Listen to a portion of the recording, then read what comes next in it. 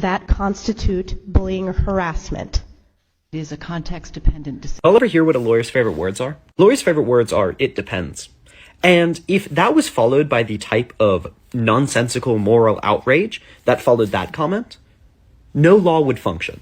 Essentially, those college presidents were asked if, under the current code of conduct, saying a certain thing, a horrendous, despicable thing, qualified always as harassment.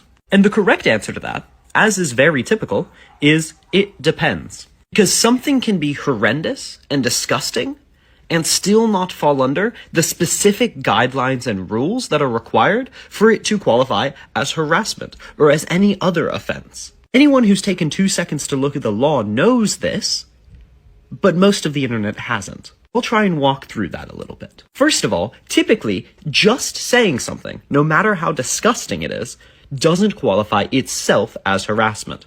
Harassment tends to need to be repeated, directed, and matched with action. Those are the typical other elements. Just speech that is disgusting typically would become after as hate speech.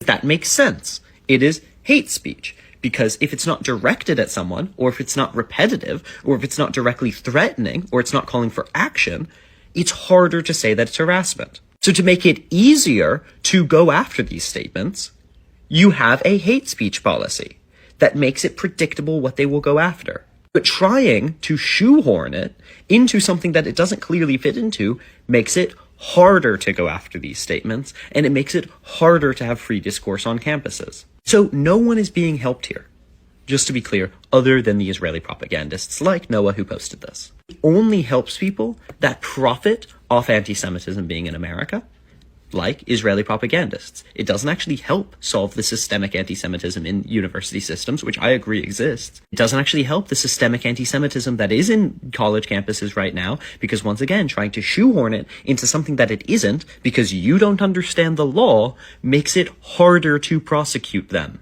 So please, before you have false moral outrage about this, or very real moral outrage about this, because people like Noah tell you to, think about it.